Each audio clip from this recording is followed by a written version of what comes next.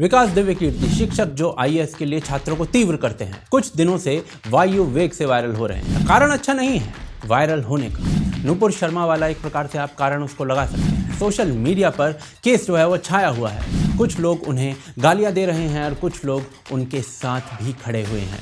एक अच्छे प्रजातंत्र के लिए अच्छा है, ये संवाद है क्यों, परंतु कुछ लोग नूपुर शर्मा जैसे भी हैं जिन्हें संवाद का अवसर तक नहीं मिला और जिनके भविष्य की लकीर कतई भी सीधी नहीं है। क्या दिखाता है ये दोनों समाज के बारे में और दोनों केसेस के, देखेंगे आज। बने रहिए हमारे साथ, देखते रहिए आज तक।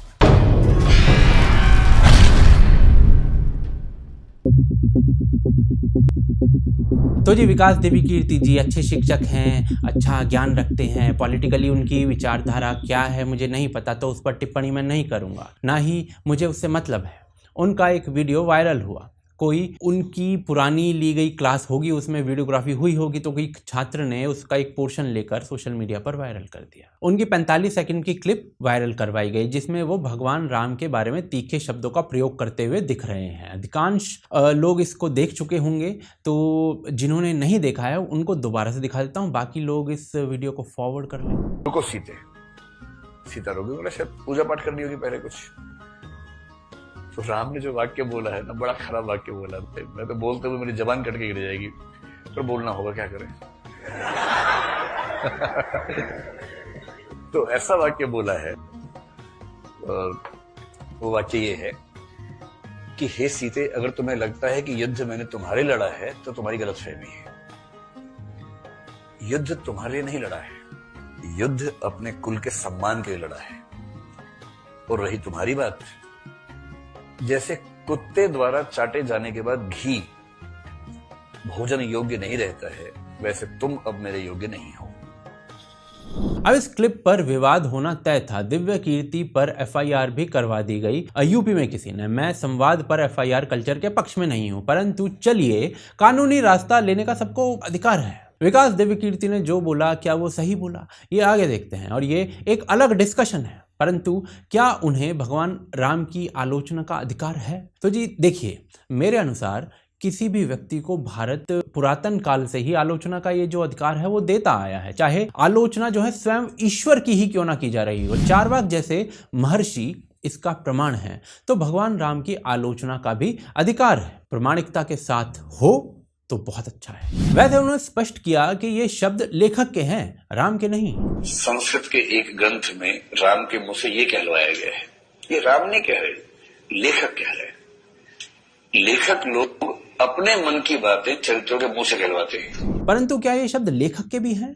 दिव्य कीर्ति ने दो बातें मिलाकर कह दी। पहली ये कि राम सीता से ये कह रहे हैं कि मैं यहाँ तुम्हारे लिए नहीं आया हूँ, अपने कुल के लिए आया हूँ। ये रामायण से है, वाल्मीकि की। और दूसरी वो जो कुत्ते वाली बात है वो महाभारत से है। राम का इतिहास रामायण है तो उस पर चर्चा कर लेते हैं। जी हाँ, वाल्मीकि रामायण में यह संदर्भ आता है 115वां सर्ग श्लोक 21 और 22 में। परंतु क्या ये पूरा सत्य है? 118वें सर्ग में भी कुछ आता है। रामायण महाभारत को जिसने पढ़ा है उस महिला से हमें ये सुनना चाहिए। इसके विषय में जब ये सेंटेंस वो कहते हैं ना कि मैं तुम्हारे लिए नहीं मेरे कुल के लिए आया हूँ, उसके पहले ही है कि वो अब इतने टाइम तो व्याकुलता थी सीता जी को देखने, सीता जी को मिलने के मन में उनकी व्याकुलता थी। पर जब ये सब हो जाता है तो उनको मन में ये भी लगता है कि सीता के विषय में प्रश्न उठेंगे, जन अपवाद होगा। जन अपवाद, ये शब्द का प्रयोग भी किया गया है कि जन अपवाद होगा।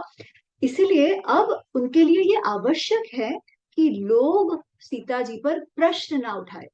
वो कैसे हो सकता है? वो तभी ही हो सकता है जब ये प्रूव हो सके, जब लोगों के मन में कोई प्रश्न या शंका हो वो दूर कर सके, तभी लोग मानेंगे कि सीता जी जो है वो एकदम शुद्ध चित्त है और उन्होंने अपना जो पतिव्रता ये है वो संभाल कर रखा है।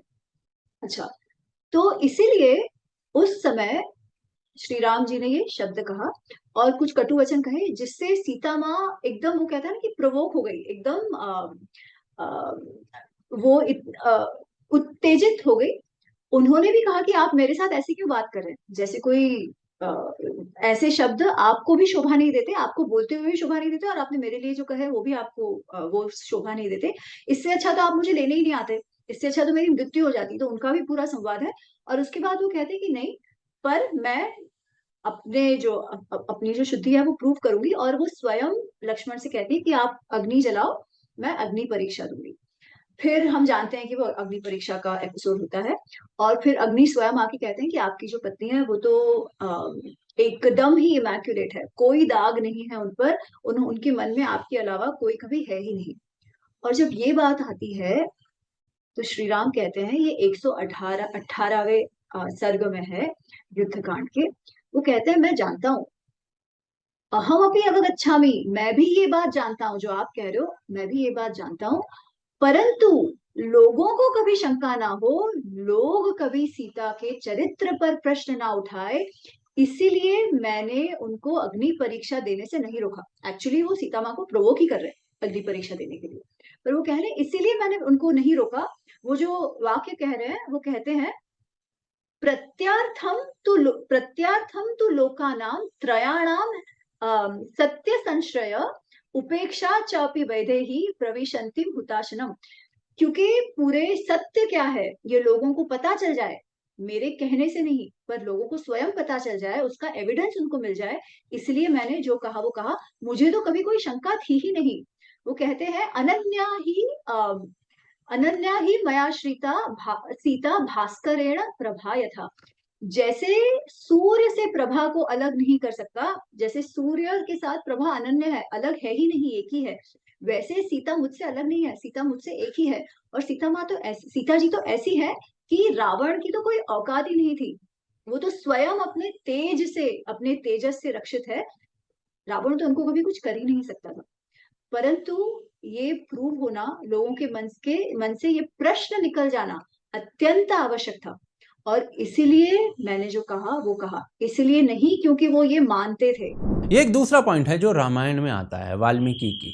दोनों जुड़े हुए हैं, पहला पढ़ो तो कुछ और लगेगा और दोनों को साथ में पढ़ो तो कुछ और लगेगा। लोगों को केवल पहला पढ़ने का भी अधिकार है और उसके अनुसार अपनी सोच बनाने का भी अधिकार है। विकास जी को केवल पहला पॉइंट क्लास में बताने का अधिकार है, परंतु फिर दूसरे लोगों को भी जो दूसरा पॉइंट है वो बताने का अधिकार है, ताकि क्लैरिटी रहे। भगवान राम के पुतले को जेएनयू में फांसी दी गई थी, एक कंकड़ नहीं फेंका गया था किसी पर, यहाँ तक अधिकार प्राप्त है लोगों को। यही जेएनयू में दुर्गा के साथ, क्षमा कीजिएगा मुझे परंतु बोलना पड़ेगा, वैश्यावृत्ति जैसे शब्द बोले गए थे दुर्गा के साथ, एक कंकड़ नहीं चला किसी पर। उसी जेएनयू के प्रोफेसर की लिखी पुस्तक कोट करने से दिक्कत आएगी ही, परंतु फिर भी मैं यही कहूँगा कि दिव्य कीर्ति जी को 100% अधिकार है अपनी बात को रखने का।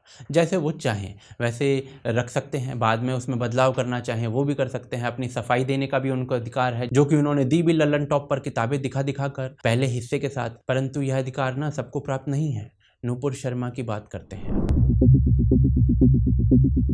नूपुर और विकास दिव्य कीर्ति के केस में क्या डिफरेंस है? वेल, दोनों किसी दिव्य व्यक्तित्व की आलोचना कर रहे हैं। विकास एक क्लासरूम में कर रहे हैं और नूपुर एक न्यूज़ डिबेट में।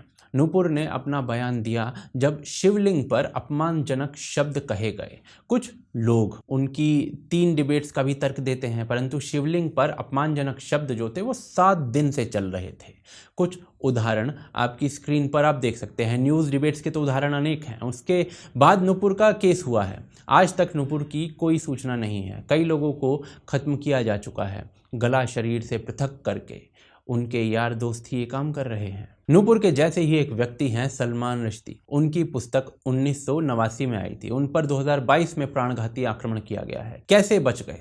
आप स्वयं अनुमान लगा सकते हैं कि नूपुर का भविष्य किस रक्त के झरने के नीचे आ गया है। दिव्य कीर्ति जी पढ़ा रहे थे, नूपुर को प्रोवोक किया गया शिवलिंग पर गंदगी बोल बोल कर। दिव्य कीर्ति भी किताबी सत्य बोल रहे हैं, चाहे वो अर्ध सत्य हो बाकी लोगों की दृष्टि में, और नूपुर ने भी सत्य बोला जो कि किताबों में है। दिव्य कीर्ति ने किसी पर एफआईआर नहीं करवाई है, यानी कि कोई प्राणघाती धमकी कदाचित उन्हें नहीं मिली है। नूपुर के ऊपर ये धमकियां लाखों की संख्या में आई हैं। दिव्य कीर्ति को मंच मिला सफाई देने के लिए, उन्होंने किताबें भी दिखाई। नूपुर को लल्लन टॉप बुलाकर सफाई ले सकता था, वो भी किताबें दिखा सकती थी, पर नूपुर को यह अवसर नहीं मिला। विकास दिव्यकीर्ति अपनी क्लासेस ले रहे होंगे, अपने करियर में ग्रो भी करेंगे आगे भी। नूपुर अपने जीवन के लिए प्रार्थना करेगी जीवन के अंत तक। विकास जी के विरुद्ध एफआईआर तक विरोध सीमित रहेगा, वह भी कुंद पड़ जाएगा कुछ समय में। नूपुर का विरोध तलवार की धार से हो रहा है और अंत तक होता रहेगा। क्या कहता है ये सब? दो बातें। दूसरी बात बहुत महत्वपूर्ण है जो हम करते हैं। पहली से प्रारंभ करता हूं जो रेडिकल्स करते हैं। यह सब दिखाता है कि समाज के रूप में असहिष्णु एक्चुअल में कौन है। हिंदू पक्ष से भी कुछ लोग जो हैं वो वैसा ही बनने का प्रयास कर रहे हैं पर बन नहीं पा रहे हैं। दूसरा, फॉल्स इक्विवेलेंस जो हम करते हैं। नूपुर पर हुए प्राणघातक खतरे को दिव्यकीर्ति पर हुई एफआईआर के समकक्ष रखकर और समाज में यह संदेश देकर कि ये काम तो भाई दोनों साइड से हो रहा है। इस प्रकार के केस में बड़ा आंकड़ा काम आता है। उदाहरण देता हूं। शांतिप्रिय समाज 1% जनसंख्या है अमेरिका में, परंतु जेल में बंद कैदियों में 9% भागीदारी जनसंख्या से 9 गुना ज्यादा है। यूके में भी जनसंख्या से 4 गुना ज्यादा है। इटली, फ्रांस, स्पेन, जर्मनी, किसी भी देश का आंकड़ा देख लीजिए, कई गुना अनुपात आपको दिखेगा जनसंख्या से अधिक। डिटेल में देखना है तो एक वीडियो का लिंक डिस्क्रिप्शन में दे रहा हूं, वो आपके चक्षु खोल देगा। वहीं हिंदू समाज में यह अनुपात कई गुना कम है अपनी जनसंख्या से। यदि बड़े आंकड़े को लेकर चलोगे तो संदेश स्पष्ट आएगा। यदि दोनों साइड के 25-25 केस उठा लोगे तो संदेश जाएगा कि ये तो काम दोनों बराबर कर रहे हैं। नूपुर का केस भी यही संदेश देता है कि सुधार की आवश्यकता अधिक कहां पर है। फॉल्स इक्विवेलेंस करने वाले समझ लें तो अच्छा है, अन्यथा वो भी रेडिकल्स का ही साथ दे रहे हैं, उनकी इच्छा। अंत में भगवान ईश्वर तक की आलोचना का अधिकार देता है भारत, तो भारत को सऊदी नहीं बनना चाहिए। परंतु यदि आप कहते हैं कि नूपुर ने गलत किया तो पीके जैसी फिल्म भी नहीं बन पाएगी, फिर तो कहाँ तक गिरकर रेडिकल्स की गोदी गर्म करनी है वो आप सोच लीजिए। कैसा लगा ये वीडियो हमें बताइए। हमारी टी-शर्ट्स जो हैं आप ले सकते हैं भोकालफैक्ट्री.com पर और हमें सपोर्ट कर सकते हैं पेट्रियन और यूपीआई के माध्यम से। जो कोड है और जो एड्रेस है, बाकी सारी चीज़ें जो भी हैं आपको मिल जाएंगी डिस्क्रिप्शन और पिन कमेंट के अंदर। आप देख रहे थे आज की ताज़ा खबर। जय हिंद, जय भारत।